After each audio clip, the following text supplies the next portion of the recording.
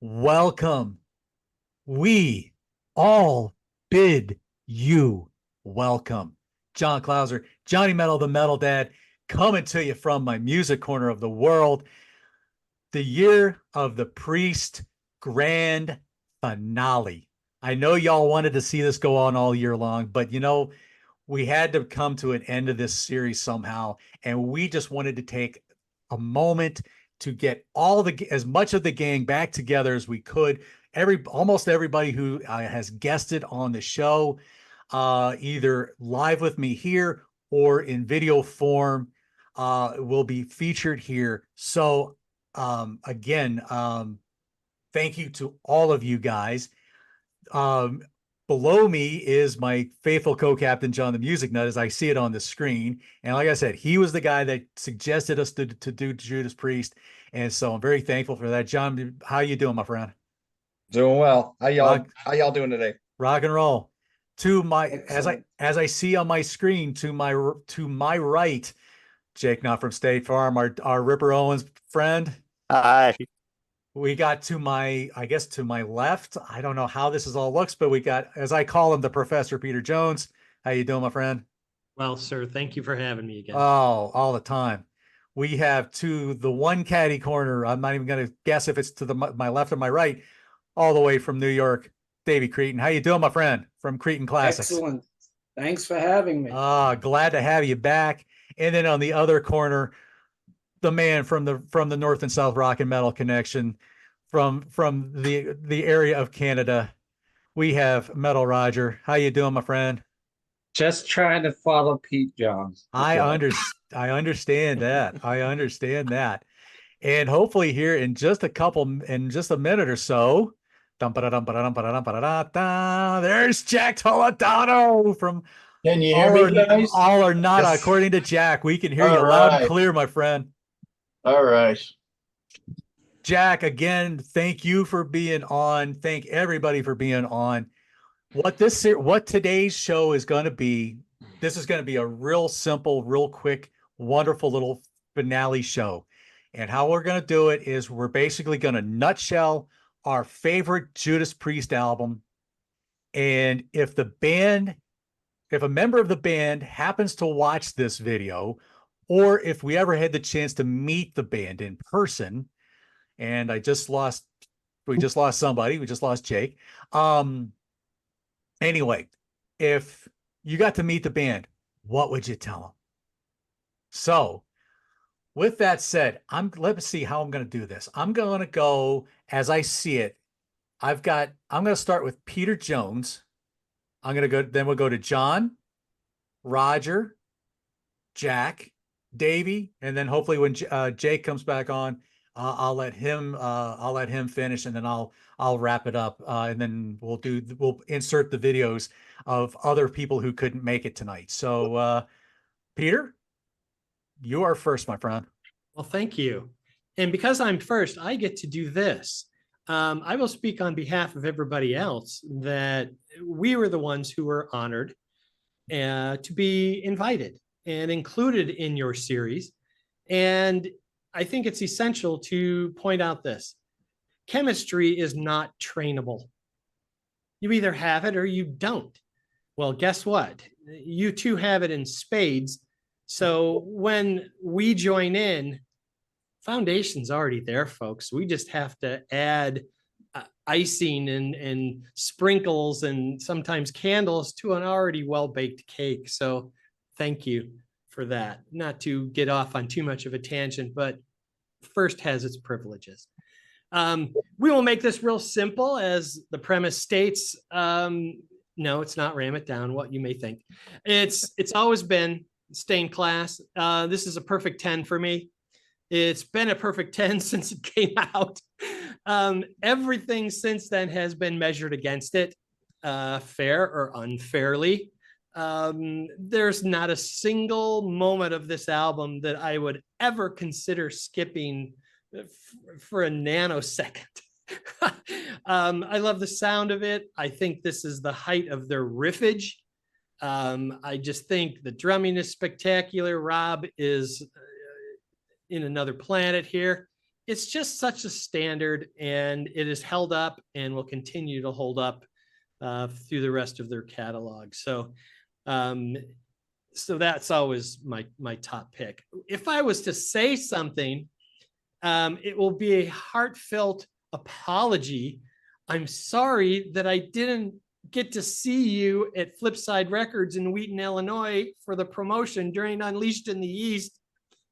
I didn't know you were there, even though I watched the mural painted on the wall weeks before you got there. Right? Clue in. Hey, what's the mural for? Priest is coming. Wow. No, didn't even bother asking. And it was 10 minutes from my house and I missed it. So I'm sorry I missed it. But I wish everybody in the band great health, longevity, Glenn. And look, let's put a blanket and wrap around KK too, because there's a huge part of this history that he is seminal in, and you cannot isolate him and separate him out. He may be an ex, but exes have their place in the family. So KK, we thank you and all of the other members who have been in the band and continue to keep playing your kind of music. So that's my summation. So again, thank you so much for having me. Oh, thank you, Peter. Good stuff. All right. My faithful co-captain, you're next on the screen, so I'll let you go. Okay, well, first off, thank you, Peter, so much for those nice words for John and I. Yeah, we built a chemistry. We certainly did. And I'm truly grateful for your words. First off, thank you to all of you who've been watching. Thank you to all of you who've been participating on these chats with us. And thank you to all of you who've been commenting as well. My favorite album is also Stained Class, for many of the reasons that Pete has said. Yes, there's nothing you could skip, or not a nanosecond can be skipped on this album. It's one of the most important albums in heavy metal and the growth of heavy metal. And it just means a lot to me, and it's meant so much to me as time has gone on. The variety on here is wonderful. There is not a wasted notes. It is a fantastic album, and it's regarded as such. As far as what I'd like to say to Judas Priest, thank you for being part of the soundtrack to my life for the last 40 years. Thanks. Wow. I love it. Metal Roger. Well, I already mentioned my favorite album on a previous episode, which I was lucky enough to be on, which I demanded it. I'm kidding. I didn't demand it. Anyway, that is Painkiller. If you want to know my reasonings, go watch the episode. What would I say? First, I would say, KK, just stop. Life's too short to have sour grapes and being overly negative. Do that at the end. And let's see. Richie, I don't think you know how good you actually are. And then the rest of them, thank you. Short and sweet. There you go. All right. Gotta love that. All right, Jack. Now I know you've actually had the chance to meet them, and at least Yes. So to start off with, when you just saw me leave the screen, I actually went over and grabbed a few of my CDs to talk about. But before we did, so this, I don't know if you can see this up close. There's some scribbling. oh yeah. This was during the release of Redeemer of Souls. This is Glenn, Richie, and Rob's signatures. So yeah, kind of rubbed off a little bit over the years, but I tried to keep it as intact as possible.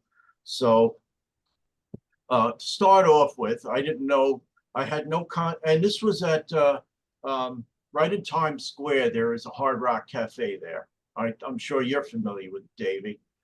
So that's where they chose to have their meet and greet that day, and it was so cool. You know, they showed up in a open air Cadillac, Cadillac convertible, and maybe when somebody else is going, I can grab the picture, but Rob was doing one of these, so to the crowd, and it was really cool. But so I got there like 10 in the morning, waited till like 4 or 5 in the afternoon for them to finally show up. It's a long freaking day. And you know what, I don't want to be negative, but I have to tell you, and on my show, I did this episode a couple of weeks back where I asked the question, is the Judas Priest backstage experience worth it or not? And one guy commented, whatever you do, don't meet your heroes.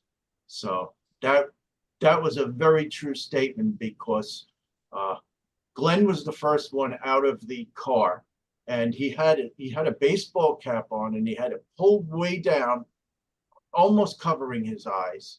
It's like I got the feeling like he just did not want to be there. So I got to him first. I don't remember what I said, but I said, you know what, I've been a fan of yours, and you're like an idol to me. And you know what? Nothing. Looking down the whole time, he signed my CD. He actually shook my hand, but not a word. So I was a little disappointed. Then I got to Rob, and you know what? I can see Rob was very inviting, very engaging. He seemed like he was genuinely very happy to meet everybody. And I'm like, okay, at least there'll be a little redemption, Redeemer of souls, redemption in that sense of the word. But so again, you know what? I didn't want to come across too starstruck. So I just said, you know what, Rob, 40 plus year fan here. And his response to that, it's what I like to hear, mate. So I love that. yeah, so shook my hand, really good guy, smiling at everybody. That was awesome. Then Richie was last. Richie was taking it all in. He was still relatively new to the band, so I knew he was going to be very cool. And I just said, you know what, you've got it, man. You have the goods. You just keep delivering them. You're a great player, and you know what, I think everybody appreciates what you do. Just keep up the great work. And that was that. So I'll give you my top 3 since I have them here. So number 3 is this one. Okay. Always loved this one. Number 2, Sad Wings. Number 1, same as Peter. Yeah. All right. Stained Glass. It's the top one so far. What's that? So that's the top one so far. We got 3 Yeah. votes for it. I can't remember what Peter Kerr said, so I have to look back on his video that he showed me. So But basically, these 3 albums, not a bad song on them. They're just amazing, all 3 of them. And especially Stained Glass. I wanted an album that was not mellow at all. I mean, granted, there's some Beyond the Realms of Death starts out as a ballad, but then it gets very heavy in parts. And you know what? Very redeeming quality. And you know what? I love it. So good stuff. yeah. All right. Say about the rest of the songs, but all right.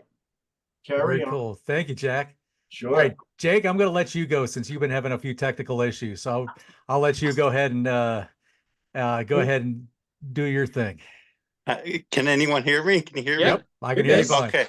Okay. So let me grab the right album here.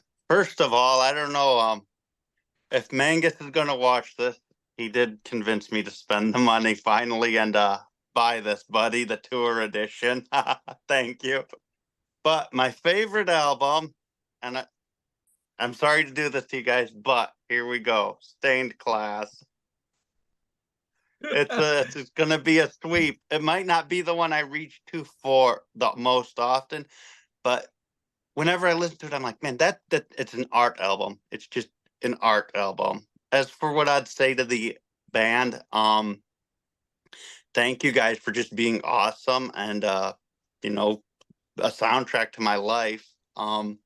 You've been a big part of it since I was a wee little kid. So I don't know if there's many bands that I can say that to, maybe 5 or 6, but Judas Priest is definitely in there.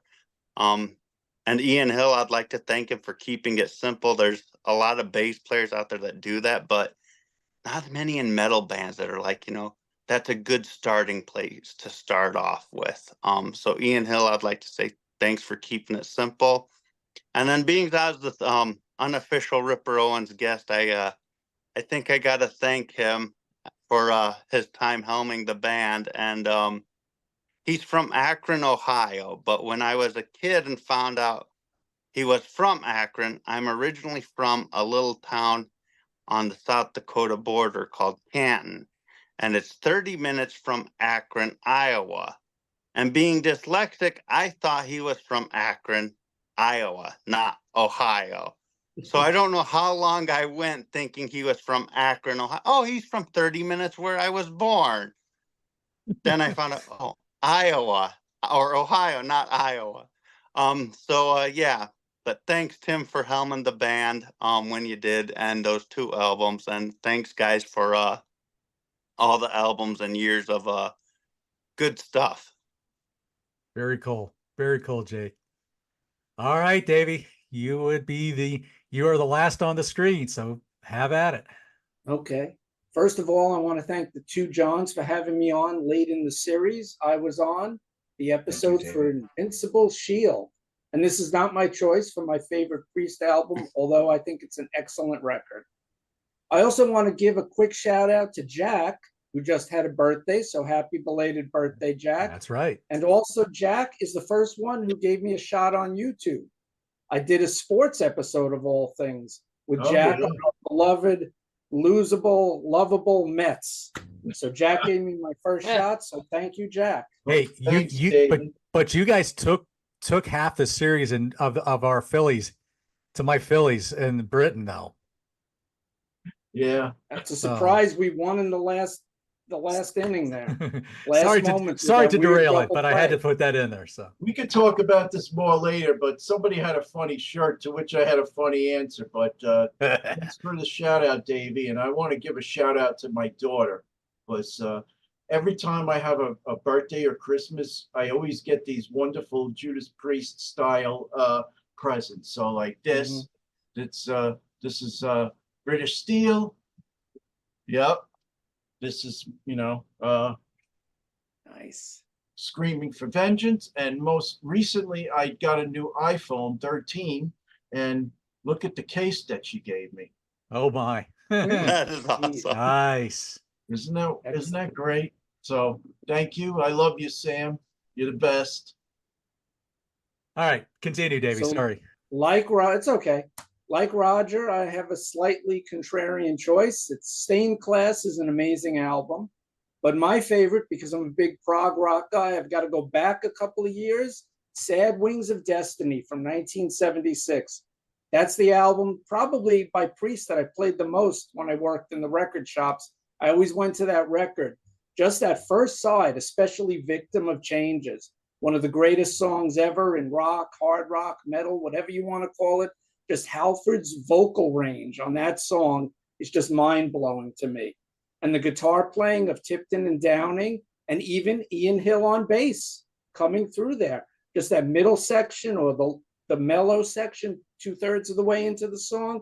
The whole first side of the record, The Ripper, Tipton's song, amazing song, and just Halford shrieks through that song. And of course, Dreamer, Deceiver, and Deceiver just end the side with like a nice little suite. And anyone who hasn't watched the clips on YouTube of the band performing those songs on the Old Gray Whistle Test, you have to see it. For the performance is great. Halford's amazing. He's got the long hair. Their clothes are outrageous. It's before they discovered their true metal look, but you have to go check that out. And side 2 is great also. And I think the band at this time were influenced a lot by Queen. I hear some Queen, the piano ballads, in the pomp and circumstance of Prelude. So they were influenced by Queen, by their upbringing in Birmingham, England. by the steel mills. And I think a lot of Halford's inner turmoil just starts coming through in the lyrics here because he's battling with himself. And there are brief glances of that in the lyrics and just where they grew up and influenced by Sabbath, of course. I don't want to leave out Black Sabbath, but Sad Wings of Destiny is my favorite Priest album.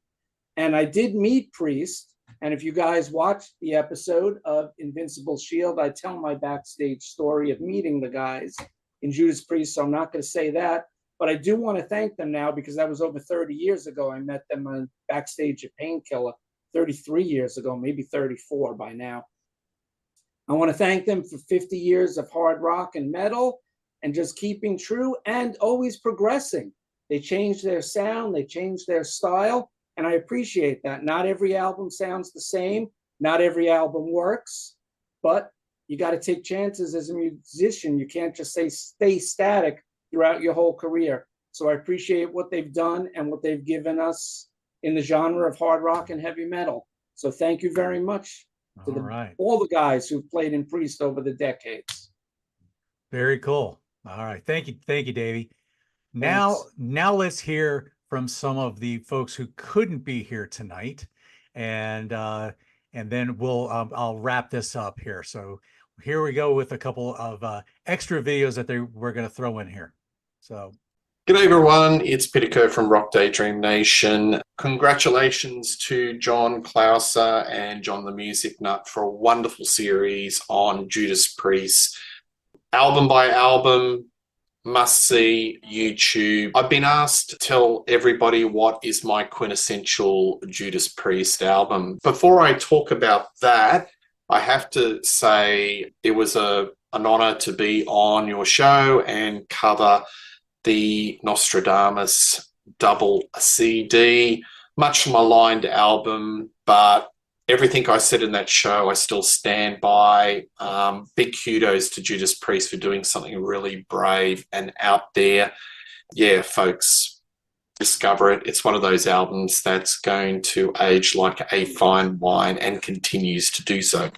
So, going with my favorite Judas Priest album, British Steel, 1980. This is the quintessential Judas Priest. It's got everything that you would like. The great guitar interplay between Glenn Tipton and KK Downing. You've got the power chords, pulsating bass of Ian Hill, and the groove of Dave Holland on drums, as well as Rob Halford being in perfect voice. I don't think Judas Priest were ever going to record another album like this. It's very much an album of its time. Lyrically, you'd have to live in 1979 UK under the Thatcher government. There's a lot of social, political observation. Example, Breaking the Law says more in 2 minutes, 33 seconds, and a lot of more acclaimed punk bands would over 4. Rapid Fire, it's just a pulsating, driving metal. Grinder, United, Living After Midnight. Again, another poem to the youth of the UK that are kind of despondent, unemployed, and what they do for kicks after the, 12 a.m. And then you have the wonderful Stealer, which is just a great closing track. So in a nutshell, that's my Judas Priest, my high spot.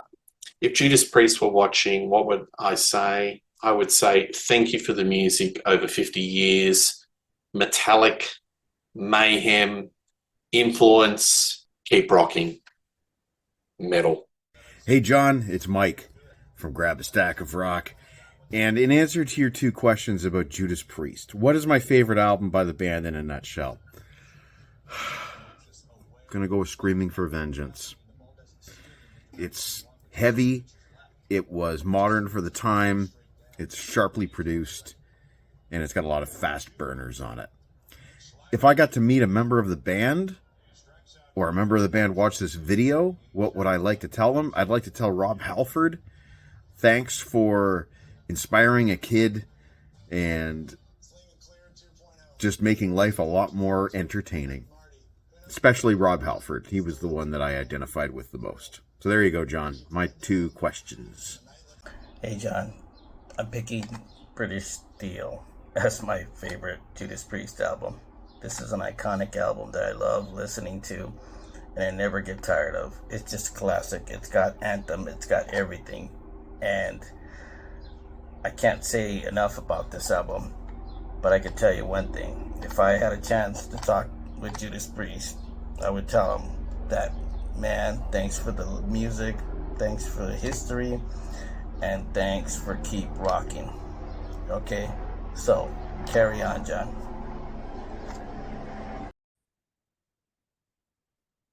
Hey, John, congratulations on completing the Judas Priest epic series. It was amazing. And thanks for having me on 3 times. It was so much fun talking about a band that is one of my favorites and a band that, as with most of my favorite bands or bands that impact me, they bring me through ebbs and flows. They bring me pain. They bring me joy. And Priest is no exception. The big time. Just to get it out of the way, there's something in the Catholic Church that's called a cardinal sin or an unforgivable sin. Yeah, I was taught by nuns and priests, but I still see Turbo as that cardinal sin, and it's a stain on Judas Priest's legacy that it's hard for me. It was, I think I finally forgiven him, but it was really hard for me to get past that for a while, which is why I really got full into Rob Halford's solo career in the 90s. I know you guys don't want to cover it. You ever do? I'm here. Maybe I'll cover it myself and have one of you guys on. But yeah, so Turbo is like that unforgivable sin. So it took me some time. And the guy that brought it back to me is Richie Faulkner, honestly. Richie Faulkner injected new blood into the band. He's one of my favorite guitarists. And I absolutely enjoy the band once again and their last 3 albums, including this new album. This new album is a top 5 album to me with the Invincible Shield, with the extra bonus tracks. And Richie has brought them back to life for me. And I have a lot of respect for Rob Halford as a performer, as a person. He's a very unique person, and I admire him. So, without further ado, what is my favorite Judas Priest album? I think by a slight margin, it has to be Stained Class. If we include live albums, it's Unleashed in the East. I mean, that album is just absolutely brutal. I listen to it at least once a week. Sinner on headphones is amazing. They came out with the bonus tracks about 10 years ago that even takes it to another level. But if we're just talking studio albums, it's Stained Class. It's awesome. From Exciter, you have your thrash metal to your prog to Stained Class, which is absolutely brutal and heavy. Invader, Saints in Hell is quite possibly my favorite Priest song, and they play it live. Beyond the Realms of Death, another proggy slow. The drumming from is just amazing. I'm blanking on his name. Les Binks. Yeah, so Stained Class for sure is not for sure, but slightly number 1 over Hellbent for Leather, which is also known as Killing Machine overseas and in Canada. But which is album that those 2 albums are my sweet spot with the live album Unleashed in the East. If I ever met Judas Priest, I was hoping there would be a chance I would with that last show. If I met him now, I think I would just I would just say, I would bow to Rob and say thank you and for being the metal god. And then I think I would hammer Richie with questions about his guitar and rigs and influences, and also his heart surgery, because we both have zipper chests. And that means a lot to me. So I would definitely talk to him about that. Talking to a band as a whole, like the classic band, with Glenn and Ian Hill and KK still in the picture. I I don't know if I would have it in me to ask them why I know why they did Turbo, but I think it would be kind of rude. So I would skip that.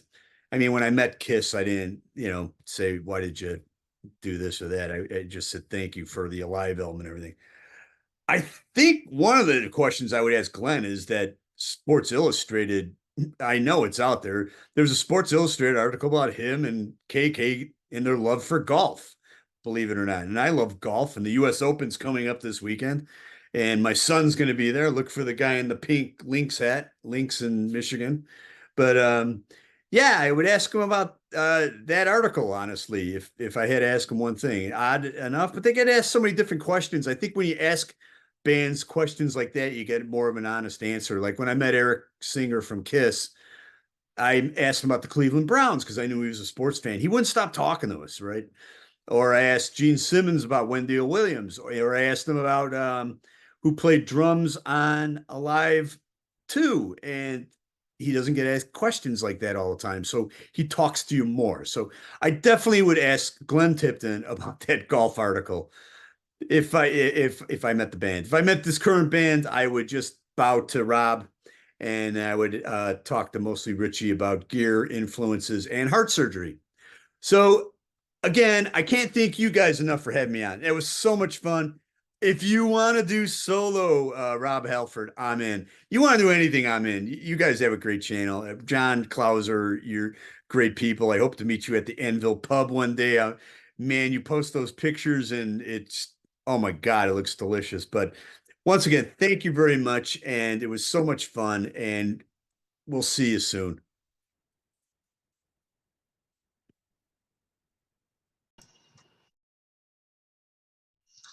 All right, John. So thank you so much for inviting me back to the last episode of this wonderful and so entertaining series about Judas Priest.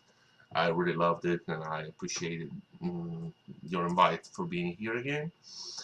You asked me about my favorite Judas Priest album. This is nearly an impossible task with a band that I personally, and I think everybody involved, love so much, and especially since they have such a rich discography, so various as well, because like there is really like an album for everybody to be their favorite, especially between the 70s and the late 80s, early 90s, when they did something completely different. My favorite, I guess, I'll have to go with my point of entry, like we discussed on the previous episode. So this is the album that made me fall in love with them. So we're talking, of course, about Unleashed in the East. This is their first live album. It shows a very powerful band live, except all the Rob Halford vocals issues that we all know to some extent. But still, even with what he did in the studio later, to me, it kind of justifies it to be live, because like he kept his performance even in studio very, very raw. There are some imperfections, there are some not so clean notes. It's perfect. It's just powerful. It is live in its own way.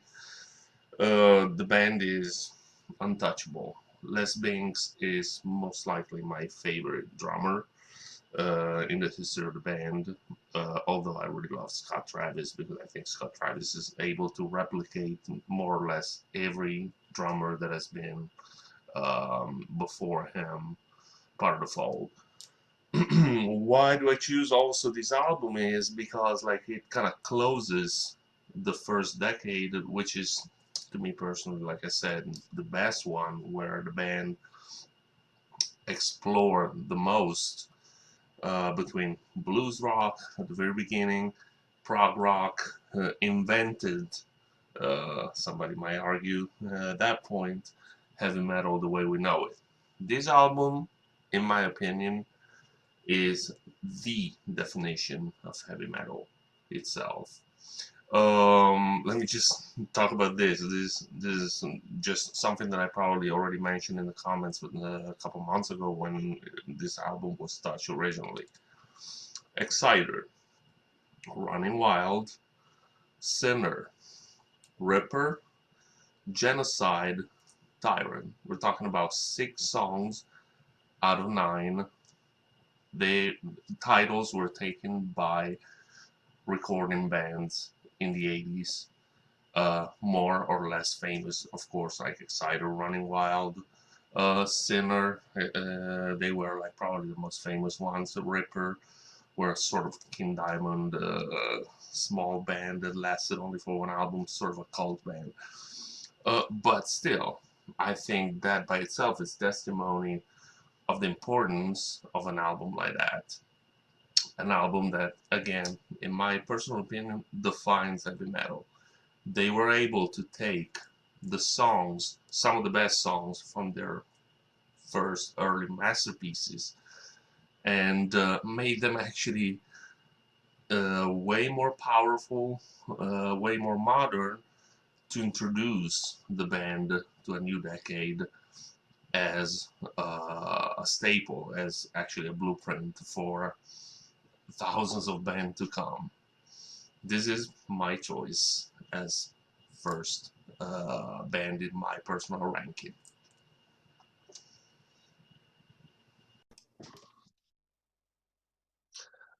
Alright, so I never had a chance to meet Judas Priest except for Ripper, which I met many years after he was actually after his stint with the band. At his own club up in Ohio, and I actually played on stage with him on a few Alice in Chains cover. That was pretty cool. But what would I say to the band if I ever had the chance to meet them and to have a quick discussion with them? Definitely, I would say thank you for shaping my musical background, my teen years, my youth. But not just that, because I'm pretty sure that Priest are one of those bands that will stay with me till my very last day. You know how it is. So definitely, this is music that I will take with me pretty much for the rest of my life. So thank you for that. Thank you for opening our minds, because I believe that especially in the 80s, the metal scene was a safe place for outcasts, but at the same time, a little narrow-minded, if I can say that without being, a critic. The point is that with every change that they added to their music, and let's talk about Turbo, for example. Turbo is something that was so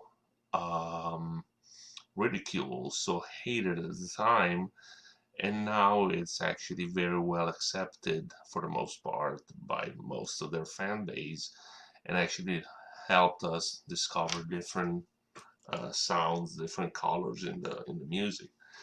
The fact that it's a band that stuck around and stuck together through certain adversities, again, the subliminal messages, a lot of internal turmoils.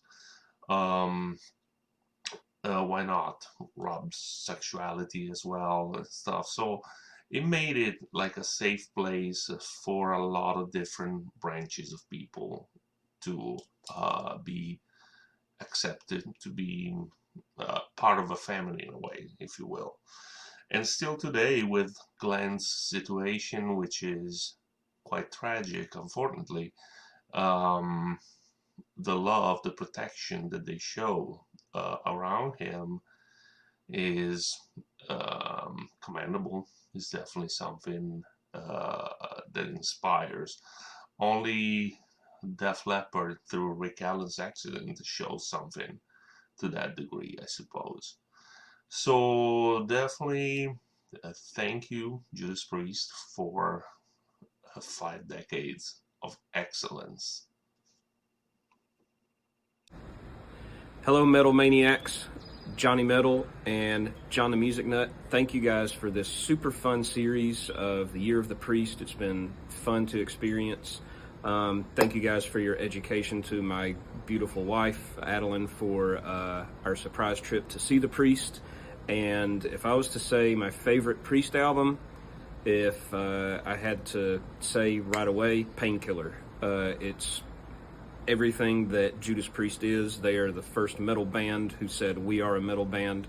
And that would be my message to the band, if you ever see this, to Rob, Richie, Glenn, Ian, or Scott. If you guys ever see this at all, thank you for being the first metal band to fly the flag for heavy metal, from your start, forged in Birmingham in the steel and iron, to forging an invincible shield now. Thank you, and rock forever. So there you have it, folks. And now it's just me.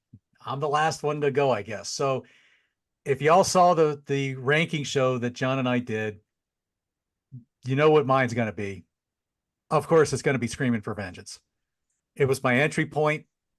There you go. Jack's displaying it loud and proud. It was my introduction to the band. It was the album that inspired a buddy of mine to say, a high school friend to say, hey, why don't we call ourselves Bloodstone? And of course, this is a real quickly badly drawn thing by a girl I was dating at the time. But, it's just the memories I just have with that album will always live in me. I just love the ferocity of the entire album. And it's always has been one of my favorites. Everything it just connects with me in so many ways. Going through this whole series was such an education to me, because I probably knew some albums, but then I didn't get to know the deep stuff. And when you really start listening to these albums and you start listening to the deeper tracks, there was so much to love about every album of this series, whether it was Rockarola, whether it was Jugulator, whether it was even Nostradamus. There's so much in there to love and appreciate. And I guess if I would ever have the chance to meet any member of the band, I guess I would just be like, one, thank you for, as Bon Scott would say, and there were 15 million fingers learning how to play. I think they certainly had a hand in wanting to inspire people to learn how to play that guitar and get those dual leads going on.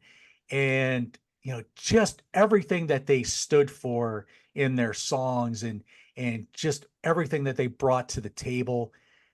Again, I said to Blackie Lawless that he basically was the soundtrack to my life. Well, if I was, Judas Priest was also a huge part of it, because especially in the 80s, that was my main section there. So again, you can't go wrong with bands that just have that soundtrack to your life. They will always have a soft spot in your heart, and they will always have some meaning to it. And so with that, again, there's a few people that couldn't be on tonight. We couldn't Chase, who was on the Painkiller episode with Roger, Joe B, Ernesto, Mike Ladano, and Peter Kerr, and Mangus DC. So they were not able to join us tonight. Again, to each and every one of you guys, I thank you so much for making this series what it was.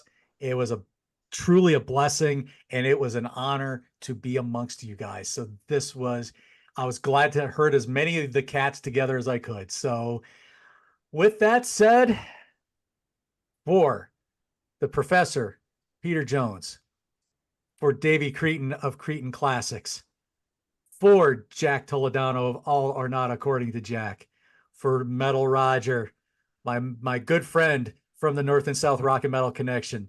Eat your heart out, Jax. For Jake, not from State Farm, for my awesome co-captain, John the Music Nut, John Klauser, Johnny Metal, the Metal Dad. Rock forever, y'all. We will see you soon.